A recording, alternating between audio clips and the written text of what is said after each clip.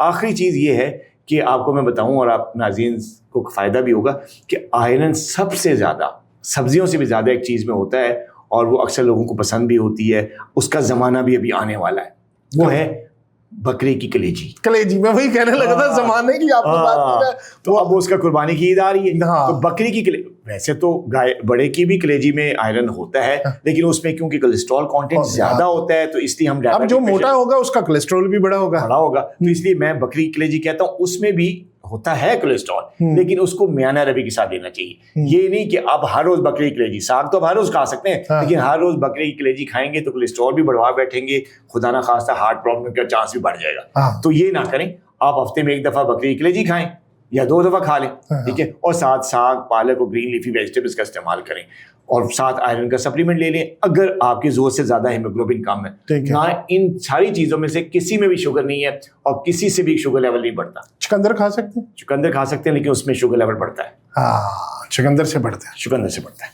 अच्छा, तो जो ये मसला तो वही आ गया ना, अगर आप शुगर करवा बैठे पहले एहतियात कर लें, ज़्यादा बेहतर। अच्छा डॉक्टर साहब, एक और, अगर किसी बंदे ने टेस्ट करवाया और वो ठीक है, वेट भी नहीं बढ़ा हुआ, टेस्ट करवाया, प्री डायबिटिक आ गया, तो वो खाना शाना वो कहता है यार मीठा मैंने हाथ नहीं लगाना, मैंने चाय में, मैंने किसी चीज़ में मीठा नहीं खाना, मैंने रोटी नहीं खानी, मैंने चावल नहीं खाने, तो मैंने कहा फिर जिंदा कैसे रहेंगे, वो क्या करें फिर? देखिए, जहाँ तक मीठे का ताल्लुक है ना, इसमें सबसे ज़्यादा जो परहेज़ होता है, चाहे वो प्री डायबिटिक है या डायबिटिक है या टाइप 1 है, परहेज़ होता है प्रोसेस मीठे का। कौन सी? चीनी, सफ़ेद चीनी। वो तो जहर होगी ना, वो तो पॉइजन होगी। इसके अलावा लोग क्या कहते हैं कि यार ये डॉक्टर साहब ने तो चीनी मना की है, चलो हम गुड़ खाते हैं, ये देसी चीज़ है, ये ऑर्गेनिक है, या हम शक्कर ले लेते हैं, ये भी ऑर्गेनिक है, देसी। यहाँ पे पेशेंट मार खाता है, क्योंकि ये चीज़ें गुड़ शक्कर इक्वली चीनी ही के बराबर है, क्योंकि इसी से बनती है ना चीनी। इसी से बनती है। तो ये गन्ने की से बनी हुई जो चीज़ें हैं सारी ही मना होती हैं, ये नहीं कि आपको सफ़ेद चीनी मना। एक तो ये चीज़ होगी। अच्छा, दूसरी ये कि जब मीठा मना होता है तो मीठा लोग समझते हैं कि यार मीठा मना हो गया तो हमें सब कुछ मना हो गया, ऐसा नहीं है। और जहाँ तक आपने चावल रोटी की बात की, तो चावल रोटी बंद करने वालों में मैं नहीं हूँ।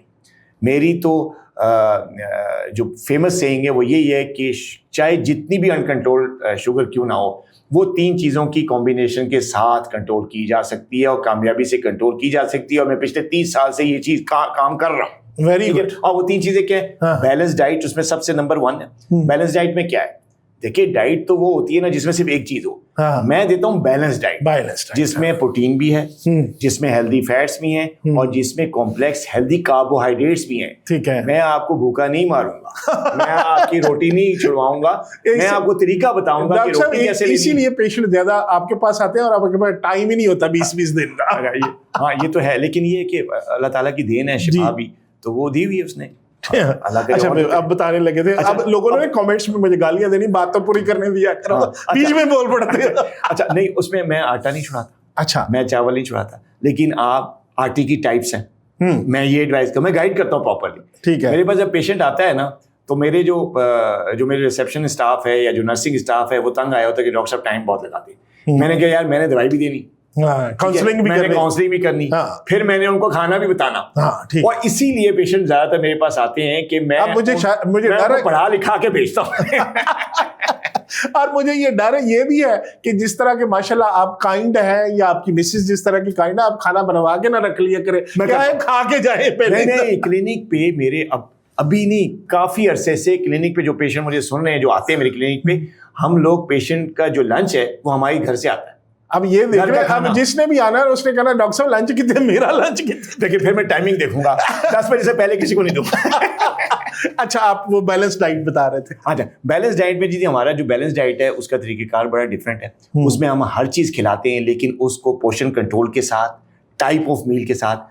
आटे की टाइप्स है ना, तो हम ऐसा आटा एडवाइस करते हैं जो कोई महंगा भी नहीं होता, हर कोई अफोर्ड कर सकता है। हम ऐसे चावल एडवाइस करते हैं जो हर कोई अफोर्ड कर सकता है, महंगा भी नहीं है, मुश्किल भी नहीं है बनाना। तो हमारी जो मेरा जो तरीकेकार है इलाज का वो डिफरेंट है, दूसरे डॉक्टर से डिफरेंट है। दूसरे डॉक्टर भी ठीक कर रहे हैं, मैं किसी को गलत नहीं कहता, लेकिन मेरा जो तरीकेकार है वो ये है कि चाहे जितनी भी ज्यादा हाई शुगर क्यों ना हो, 3 चीज़ों की कॉम्बिनेशन से मैंने लाखों मरीज ठीक किए और आप भी ठीक हो सकते हैं। जनरली भी बता देना कि ये इस तरह इतना खाना खाएं, इस पोर्शन में खाएं, अगर एक बंदे को शुगर हो गई है।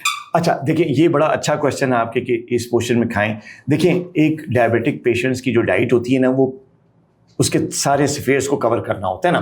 तो मैं एक सिंपल सा रूल बता देता हूँ, उससे समझने वाले समझ जाएंगे कि यार उनका खाना होना क्या चाहिए। ठीक है। देखिए इसमें मैं इनको कहता हूँ प्लेट रूल, मेरे टर्म है एक मेरी अपनी प्लेट रूल, कि जी शुगर पेशेंट की जो प्लेट है, कौन सी प्लेट? खाने की प्लेट। उसका जो रूल है मैं आपको बता रहा हूँ। ठीक है। उस प्लेट में एक पार्ट होना चाहिए सैलेड का, जिसमें ज्यादातर वेजिटेबल सैलेड होना चाहिए। ठीक है। ठीक है जी। दूसरा पार्ट होना चाहिए प्रोटीन का, जिसमें चिकन भी हो सकता है, गोश्त भी हो सकता है, या मछली भी हो सकता है, मटन भी, जो भी प्रोटीन की किस्म। प्रोटीन की कोई भी काइंड हो। अगर फर्ज करें कोई गरीब है, अफोर्ड नहीं कर सकता गोश्त, तो हम उसके लिए दाल एडवाइस करते हैं कि यहाँ प्रोटीन की जगह पे तुम दाल रख लो, कोई भी दाल, या चने या काबली चने या लोबिया, ये सारी चीजें प्रोटीन का।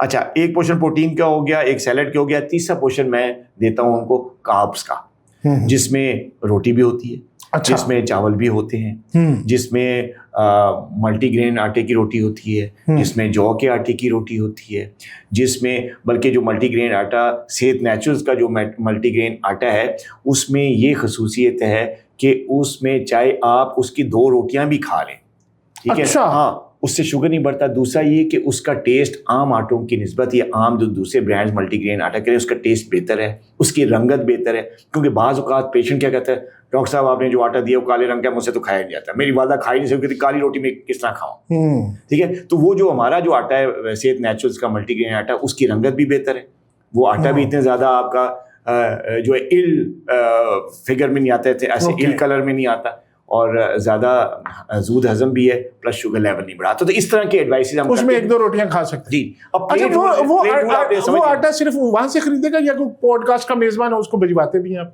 भिजवा भी देते हैं भिजवा भी देते हैं उसको आम आदमी, हम पेशेंट ऑनलाइन ले सकता है। अच्छा, ऑनलाइन वो तो पैसे दे के लेना पड़ेगा ना उसको।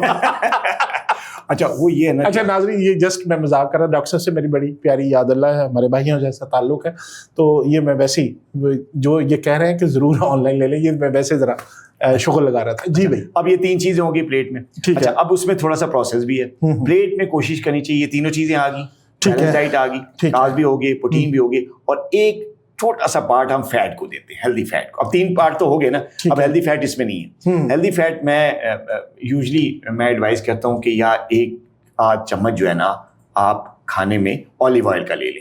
अब चाहे वो जो सैलेड रखी हुई है उसके ऊपर डाल के ऑलिव ऑयल ले लें, या उसको चमचे के साथ वैसे खा लें। ठीक है। अब इसकी जो है ना फ्रीक्वेंसी कैसे होगी, लेना कैसे? पहले आपने जो पहला पोर्शन सैलेड रखा था वो पहले लेना है, ठीक है जी, सैलेड पहले ही खाना है, साथ ही उसके 1 चम्मच आपने एक्स्ट्रा वर्जिन ऑलिव ऑयल का ले लेना है। ठीक है। 10 से 15 मिनट वेट करना है, ठीक है।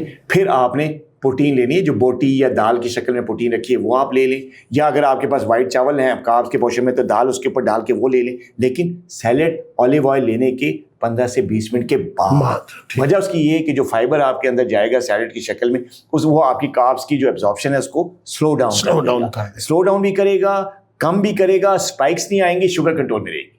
और कैसे कंट्रोल में रहेगी? रोटी चावल खाने के साथ। ये नहीं कि आप फाके हो जाएं और कुछ भी ना खाएं, वो सब चीज़ें खाने के साथ आपका शुगर लेवल कंट्रोल करेगी। तो ये साइंस है जो कि डायबिटिक डाइट में होती है। अच्छा, ज़बरदस्त। अच्छा डॉक्टर साहब, जो आजकल ज़ाहिर है गर्मियाँ हैं, फ्रूट बड़े सारे आ रहे हैं, चेरी है, इसके अलावा आम आ जाएंगे, इसके बाद और भी जो भी सारे फ्रूट्स आ रहे हैं, तरबूज है एक जो बड़ा ज़बरदस्त है। अब शुगर वाला बंदा तरबूज खाए कि ना खाए, क्या करे? या प्री डायबिटिक जो है वो तरबूज खा सकता कि नहीं? देखिए, प्री डायबिटिक तो खा सकता है, लेकिन दोनों चाहे वो टाइप 2 है, टाइप 1 है या प्री डायबिटिक है, तरबूज सब खा सकते हैं। अब आप कहेंगे कैसे? इसका तरीका होता है। देखिए ना, हमें किसी चीज़ को मना, खासतौर पे जो नेचुरल चीज़ें होती है ना, फ्रूट ज़मीन से उगता है, ठीक है, अल्लाह ताला की नेचुरल फल है। रोटी चावल गंदम जमीन से, तो मैं नहीं मना करता, मैंने आपको बताया ना, मैं सारी चीज़ें अलाउ करता। इसी तरह तरबूज तो मैं मना ही नहीं करता। तरबूज का सिर्फ मैं करता हूँ कि आप अपने शुगर लेवल के हिसाब से तरबूज को आपने क्वांटिफाई करना है। कैसे?